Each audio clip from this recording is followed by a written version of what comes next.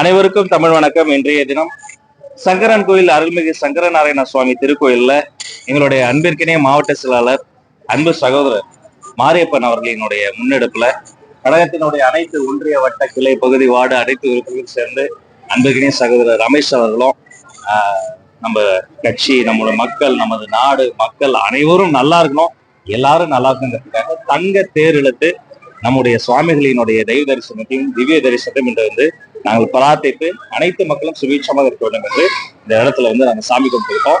இதை வந்து ஏற்பாடு செய்த அனைவருக்கும் எங்களுடைய வாழ்த்துக்கள். தங்கத்தேர் எங்களோடு சேர்த்து எடுத்த பொதுமக்களுக்கும் எங்களுடைய வாழ்த்துக்கள். எங்களை வழிகாட்டி கொண்டு இருக்கக்கூடிய வெற்றி தலைவர் அவர்களுக்கும், எங்களை ஆளக்கு அழகு பார்க்கும் அன்பாசன் பொருசல் அவர்களுக்கும் எங்களுடைய நன்றி. எல்லாரும் நல்லா இருக்கும். நன்றி நன்றி நன்றி. தமிழகத்தினுடைய நடிகர் விஜய் சபாநாயகருக்கு ஒரு மாண்பு இருக்கிறது, மரபு இருக்கிறது, ஒரு எல்லை இருக்கிறது. சபாநாயகர் என்பவர் கட்சியினுடைய பிரதிநிதி கிடையாது, கட்சிகளின் பிரதிநிதி. மதிப்பிற்குரிய சபாநாயகர் அவர்கள் பல சந்தர்ப்பங்கள் இது போல ஒருதலை பட்சமாக ஒரு கட்சி சார்பாக பேசுவது வந்து ஏற்கத்தக்கது அல்ல. தமிழ்நாட்டினுடைய கடைசி நம்பிக்கையாக வெற்றி தலைவர் விஜய் வந்து இருக்கார். ஃபார் எக்ஸாம்பிள், சிறுபான்மை மக்களின் சார்ந்து எதெல்லாம், அது வந்து என்ஐஏவாக இருக்கட்டும் அல்லது வக்பு சட்ட திட்டமா இருக்கட்டும், அதற்கெல்லாம் அரசியல் ரீதியான நடவடிக்கை நடத்திருக்கிறோம், சட்ட ரீதியான நடந்திருக்கு. அப்ப இது முன்னுக்கு பின் முரணா சும்மா தேர்தல் நடத்த இதெல்லாம் பண்றதாதான் நான் வந்து பகுதி ஏற்கத்தக்கதல்ல. கூட்டணி கட்சிகளை வந்து பகுதிக்கு தன்னோட கட்சியை சார்ந்து டிஎம்கே சார்பில் வந்து இதுவரைக்கும் கூட்டணி கட்சியை ஒரு அறிவிப்பு வெளியிடல. இப்போ டிடி தினகரனுக்கும் சேர்த்த இன்னொரு நடவடிக்கை தெரியுது. இப்போ பேலன்ஸ் வந்து ஓபிஎஸும் தேமுதிகவும் இருக்காங்க. அவங்கள தங்களோட கட்சி சார்பாக நடவடிக்கை ஏன் நிறைய பேர் இருக்காங்களே, இன்னும் நிறைய பேர் இருக்காங்களே, நிறைய பேர்.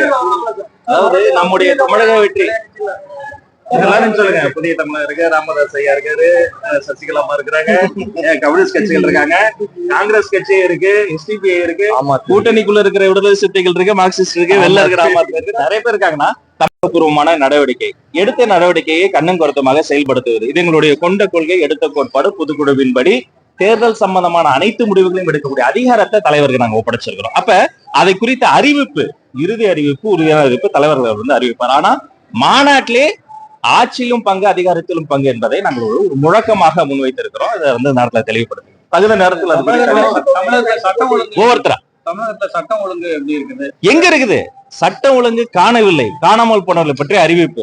சட்டம் ஒழுங்கை கண்டுபிடித்து கிடைத்தால் என்னுடைய மாவட்ட செயலாளர் 1 லட்சம் ரூபாய் உங்களுக்கு பரிசு தருவார். இதுக்கு முன்னாடி இது மாதிரிலாம் நம்ம பார்த்திருக்கிறோமா? ஒரே குடும்பத்துல பாவங்க வேதனையா இருக்கு, நல்ல மூட்ல இருந்தாலும் அதை பத்தி பேச சங்கடமா இருக்குங்க.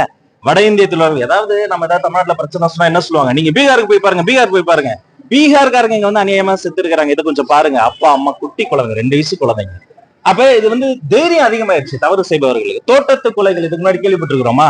இப்ப தோட்டத்து கொலை நடந்திருக்கு. பள்ளிக்கூட மாணவர்கள், சீருடை அணிந்த மாணவர்கள் வன்முறை. அப்ப எல்லா குற்றங்களும் பெரும் குற்றம். அந்த குற்றங்களிலே தாய் குற்றம்னா இந்த போதை குற்றம் தான். அப்ப இந்த மது, போதை, கஞ்சா பழக்க வழக்கங்கள், இந்த புழக்கங்கள்லாம் அனைத்து குற்றங்களும் அதிகரித்து என்ன தப்பு பண்ணாலும் வெளில வரலான்னு சட்ட சமூக விரோதிகளுக்கு தைரியம் அதிகமாயிடுச்சு. அதனால சட்டம், சமூக அமைதி எதுவுமே இல்ல. கண்டுபிடிச்சோன்னா சொல்லுங்க, பரிசு கொடுத்துருக்கேன்னா சரி. எந்த கட்சியுமே 6% போல எம்ஜிஆர் மறைவுக்கு கிடையாது. ஆனா இப்ப இந்த கருத்து கணிப்பு வந்து டிவிக்கு வந்து 20% போட்டாங்க. திமுக கோட்டை சென்னையில வந்து 5 சீட்டு போட்டாங்க. நான் இப்பவும் சொல்றேங்க, இந்த கருத்து கணிப்பு என்பது டிப் ஆஃப் ஐஸ்பர்க்னு சொல்லுவோம். ஏதோ ஒரு சின்ன ஐஸ் கட்டி மாதிரி இருக்கும், ஆனா ஆழமாக போய் பார்த்தால் அது ஒரு பெரிய பனிப்பாறை மட்டுமல்ல, பெரிய மலையாகவே இருக்கும். இன்னும் பல அதிர்ச்சி இருக்கு. முதலமைச்சரே கூட தொகுதி மாறலாம், இந்த வாட்டி புதிய தொகுதி நீக்கலாம். துணை முதலமைச்சர் சேகர் அவர்கள் வேற இடத்துல போய் தேடலாம். ஆக இது கருத்து திணிப்பல்ல, கருத்து கணிப்பு. இதுவும் முழுமையாக வரல. இதை எப்படியா திட்டமிட்டு அமுக்கணுங்கிறதுக்காக பல தடைகளை தாண்டி பல்வேறு நெருக்கடிகளுக்கு மத்தியில் சொல்ல முடியாமல் உண்மைகளை கொஞ்சம் சொல்கிறார்கள். இன்னும் ஒவ்வொரு நாளும் கருத்து கணிப்பு மாறிக்கிட்டே வரும், ஏறி வரும். நிறைய ஷாக்கர்ஸ் வந்து உங்களுக்காக வெயிட் பண்ணுங்க. திமுக ஆட்சியில கனிம வள கொள்ளைகள் நிறைய நடக்குது. அதை வெளிக்கொண்டு வரக்கூடிய செய்தியாளர்கள் தாக்குதலும் வன்மையா கண்டிக்கிறேன். இது ஏற்புடையதே இல்லை. தயவு செய்து ஊடக நண்பர்கள் நிறைய பேர் இருக்கீங்க, ஆர்ப்பாட்டம் வச்சிருக்கீங்களா? கனிம கொள்ளையை, இந்த கனிம கொள்ளை சட்டவிரோத அந்த நடவடிக்கையை எதிர்த்து நாம வந்து மாவட்ட செயலர் ஒரு ஆர்ப்பாட்டம் வச்சிருக்கிறாரு. நாம அதுல பங்கெடுக்கிறோம். இது அரசியலே கிடையாது, இது அடுத்த தலைமுறைக்கான தேவைங்க. நம்ம கிட்ட இருக்கக்கூடிய இந்த இயற்கை வளங்கள் என்பது போன தலைமுறையினுடைய மிச்சம் கிடையாது, வருங்கால தலைமுறைக்கு சேர்த்து வைக்கிற சேமிப்பு. என்ன பண்ணார் அந்த ஜெர்னலிஸ்ட், என்ன பண்ணார் அந்த கேமராமேன், நியூஸ் தமிழ் தொலைக்காட்சியினுடைய கேமராமேன், அந்த ஜெர்னலிஸ்ட, அங்க போன நண்பர்கள் 50 பேர் போய் மனிதாபிமானம் இல்லாமல் முரட்டுத்தனம் காட்டுமிராண்டித்தனமாக தாக்குதல் நடத்தி இருக்கிறாங்க.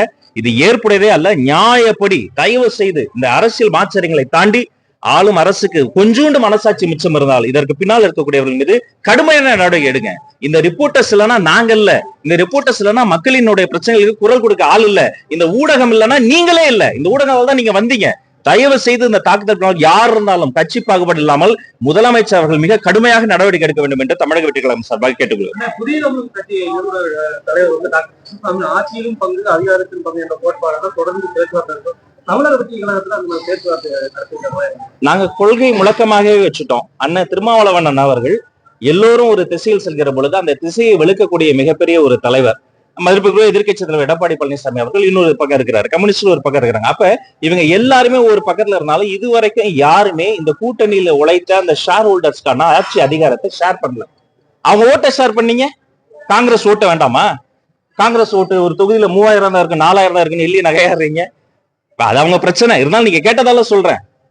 திமுகவினுடைய மதிப்பிற்குரிய புது செயலாளர் அண்ணன் துரைமுருகன் எத்தனை ஓட்டுல ஜெயிச்சாரு? 700 பாருங்க. அப்ப காங்கிரஸ் ஓட்டு வாங்காம நீங்க ஜெயிச்சிட்டீங்களா? விடுதலை சிறுத்தைகள் இல்லாம ஜெயிச்சிட்டீங்களா? புதிய தமிழகம் இல்லாம அவங்க போராட்டங்கள் நீங்க பார்க்காம இந்த சமூக விடுதலை சாத்தியமா? அப்ப எல்லோருக்கும் எல்லாம் போது அது அதிகாரமும் இருக்கு. நான் எல்லா கட்சிகளும் ஒண்ணு சொல்லிக்கிறேன், நீங்கள் அதிகாரத்திடம் கேட்க வேண்டியது என்ன தெரியுமா? ஒத்த சீட்டு 2 சீட்டு கிடையாது, அதிகாரத்திடம் கேட்க வேண்டியது அதிகாரம் தான். ரொம்ப நன்றி, ரொம்ப நன்றி. எல்லாரும் வெகு விரைவில்ங்க அதற்கான சட்ட நடவடிக்கை எல்லாம் போயிட்டு இருக்கு. வெகு விரைவில் அறிவிப்போம். ரொம்ப நன்றி.